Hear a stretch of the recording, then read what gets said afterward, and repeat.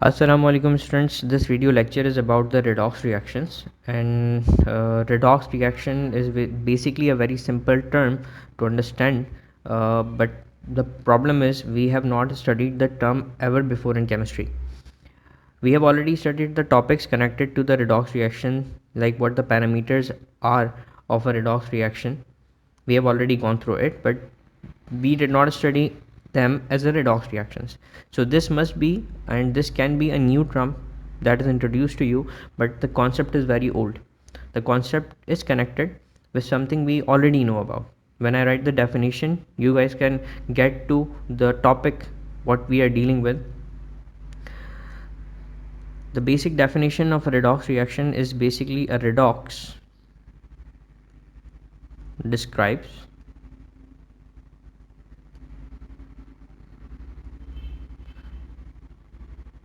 the transfer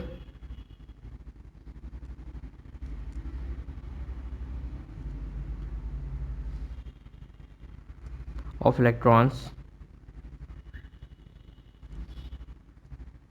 between particles. So the term redox actually is connected to the transfer of electrons. It describes the transfer of electrons between particles. By definition, these particles can be anything like ions, these can be atoms. So the transfer is taking place between the particles, and this transfer of electrons we have already studied in the chapter of bonding. So let's connect this definition with our prior knowledge, and the prior knowledge that is the part of our ionic bonding. Ionic bonding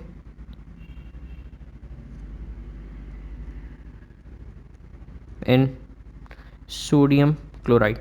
We can take this one as an example, the simplest example that can be taken to understand what redox reactions are. You guys still remember that sodium has an electronic configuration of 2, 8 and 1. This one is basically the last electron of the valence shell. This can be lost during a reaction. So sodium loses this electron by this equation and forms a sodium positive ion. This was a part of ionic bonding in NaCl. Because we deal with the formation of ions, then we deal with the strong electrostatic force of attraction in the ionic lattice of an ionic compound. So sodium is one of the elements that is losing the electron to form a sodium ion. The second is a chloride ion that is formed, and it is formed from the chlorine atom.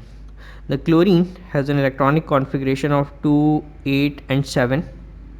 The last shell holds 7 electrons, so it takes only 1 electron to complete the shell, the valence shell. So it takes 1 electron lost by the sodium and forms the Cl negative ion. And finally, what we have studied in the ionic bonding, that the ions are actually present in the ionic lattice. But the formation of ions is something that we did not study with respect to the redox reactions. So I just want you all to understand that this is not a very new term to all of you, although the terminologies may be different from one topic to the another, but the concept remains the same. Since we are dealing with the transfer of electrons between the particles, and these particles can be anything like ions, these can be atoms. So let's take an example of sodium and chlorine to interpret them in a redox reaction. The transfer of electron is basically done from an element to the another element. The first element must be losing the electron and the second must be accepting those electrons, right? That means if A is losing electrons, then B is gaining electrons. So this is what we call a transfer, the transfer from one point A to the another point B. So in this case, we can consider that sodium is our element, that is A. It's losing the electrons. Cl being the element 2, forms Cl negative ion, that is basically the B. So when A loses the electron, it forms Na positive, and when B accepts the electron, it forms Cl negative. That means the transfer of electron has actually taken place between A and B, right? So the transfer of electron between sodium and chlorine, or we can also call it a metal, and for Cl we call it a non-metal. So a metal loses the electron, a non-metal accepts the electron, and here we deal with the ionic bonding. So this is a similar case of a redox reaction. Now let's understand why do we call them redox reaction, and this transfer of electron is what do we call it? We need to call it, we need to give them a terminology that can be used further. So we identify them as a part of redox reactions. Redox is a term connected to the two phenomena. One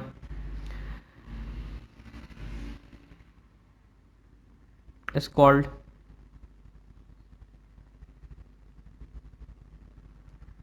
reduction, and the second one is called the oxidation, right? So reduction and oxidation are the two different terms which are combined to give the redox reactions. And redox is basically the connection or combination or correlation of both phenomena. Like when red reduction combines with oxidation, the reactions are called redox reactions. So Red comes from the reduction and OX comes from the oxidation. And reduction and oxidation describes the transfer of electrons between particles that we have already just got an idea from A to B, the transfer of electron, and A was losing the electron, B was gaining the electron. We considered that A is basically the sodium atom that forms Na positive ion by losing the electron, and at the same time B is gaining those electrons to form the Cl negative ion.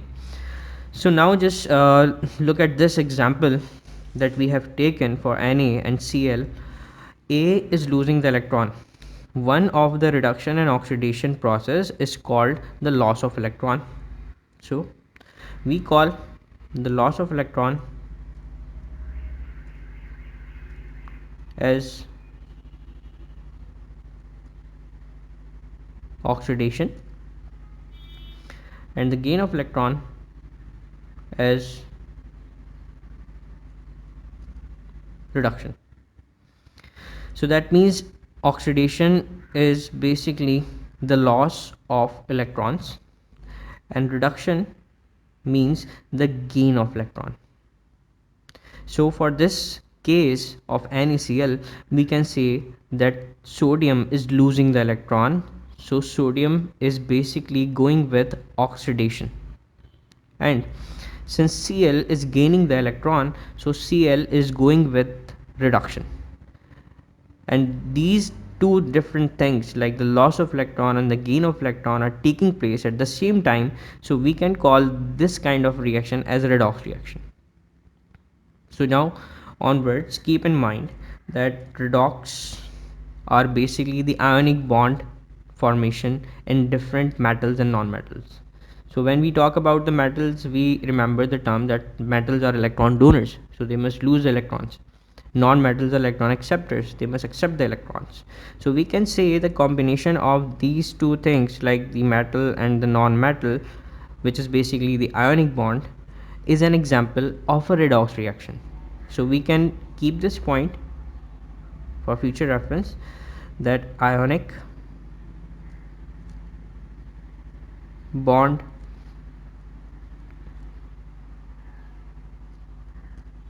formation is an example of a redox reaction. By the way, what I can see is the output of this video is not very much clear. I mean, you can identify whether the element is given or where the electronic configuration or where the electron or the definition or everything about this, but this is not very clear object that is given in that video. So at the end of this video lecture, I'll share a handout like this one is what I'm writing on the board right now as a high definition image. So if there is any problem about the video and you cannot figure out where is the metal and where is the non-metal, and if they are written not in a very good quality from the video, so you can actually take out the print from this handouts. Okay beta, let's take back our example to losing electron, gaining electron. So losing electron is called oxidation and the gaining electron is called reduction. Acha, we can use a term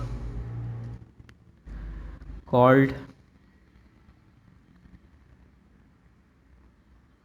oil rig to remember where is reduction and where is oxidation. So when we call it oil rig, so we have to identify what oil rig means and how can we use this oil rig to identify the oxidation and reduction. So we say that oxidation is loss and reduction is gain of electrons. So these things actually describe you that you are actually studying the redox reactions, but since in ionic bonding these terms were not included, you did not study them there. So redox reaction is not a very new and a very surprising thing to all of you. It's basically the transfer of electrons. The transfer of electron when one is losing the electron and the second element or the particle is gaining the electron. This comprises redox reaction. So the next thing that we need to identify during the reaction where the oxidation occurs and where the reduction occurs, just by using this definition of a redox reaction that we have already written, right? If we need to remember, we need to write at oil rig, and oil rig tells us make us memorize that oxidation is loss and reduction is gain. Now what I can see in the given example of ionic bond formation in NaCl, there are few statements that I can write about the explanation in NaCl. The first of them is basically oxidation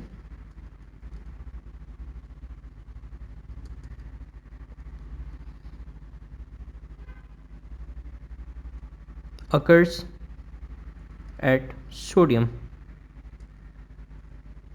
This can be understood by oxidation definition. Oxidation is about the loss of electron. So since sodium is losing the electron, it forms a positive ion. We can say that oxidation occurs at sodium. Where is the oxidation is occurring? Oxidation is happening with sodium. The second point is about the reduction.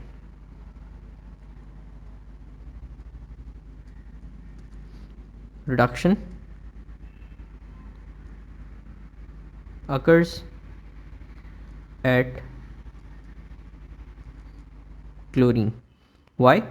Because chlorine is gaining electrons. By the definition of oil rig, reduction is gain. So chlorine is gaining electrons to form Cl negative chloride ion. That means oxidation occurs at sodium and reduction occurs at chlorine. So we can identify where the oxidation and reduction is taking place in a reaction just by knowing which side is a metal and which is non-metal. The second thing that we need to call them as an adjective, that oxidation is taking place as sodium. Alternatively, this statement can be written in other forms, right? One of the examples of the oxidation and the element that's undergoing oxidation, how can it be written? We can say that the object that is losing the electron, the particle that is losing the electron, which is undergoing oxidation, can be called as